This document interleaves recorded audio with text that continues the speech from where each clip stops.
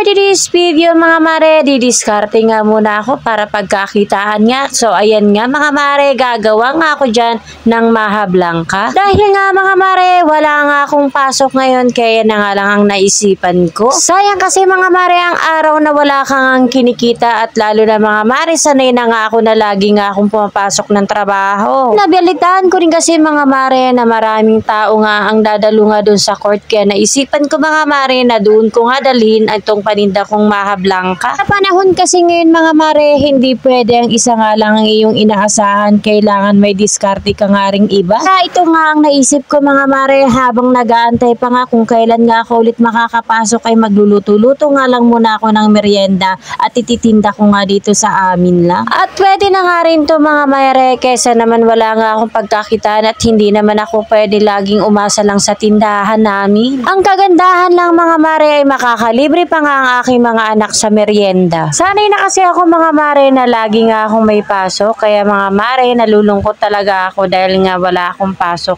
at sayang nga naman ang araw, kaya ito na nga lang talaga ang naisip kong gawin. Para kahit paano mga mare, kahit pang ulam-ulam nga ay makabili nga rin sa aking tutubuin dito. Ang mahirap lang mga mare, ang mamahal naman ng nga ingredients, hindi ko nga alam kung kikita nga ako dito. Pero mga mare, gagawa natin ang paraan yan para kahit paano ay may tubuin nga ako. Kagandahan lang mga mare, hindi ko na nga to sa gasol lulutuin, kundi doon na nga lang sa kahoy para hindi nga ako mamuhunan ng gasol.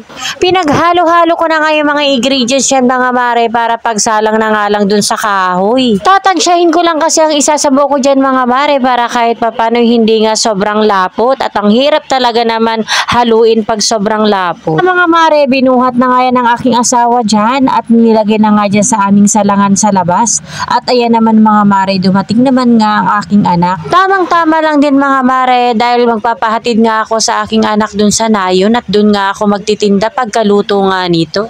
Kailangan lang talaga mga mare ay hindi nga tayo mahiya at matuto nga tayo mga alok para mabenta nga ang ating merienda.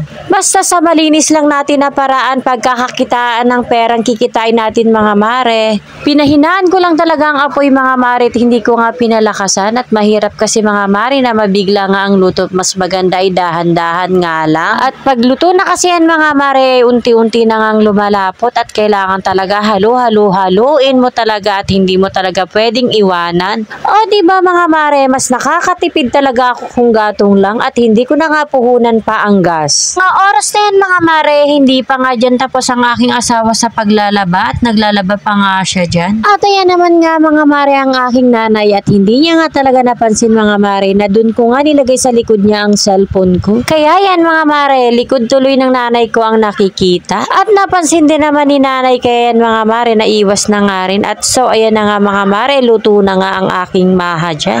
At syempre mga mare, ilalagay ko na nga pala yan sa bilao. Kailangan ko pa kasi yan palamigin mga mare para nga mahiwa ko nga ng maayos. Didiskartihan ko pa nga yan mga mare sa paghiwa para nga may tubuin nga ako dyan. Syempre mga mare, hindi tayo palulugi dyan at kailangan natin ay kahit papano ay may tutubuin nga.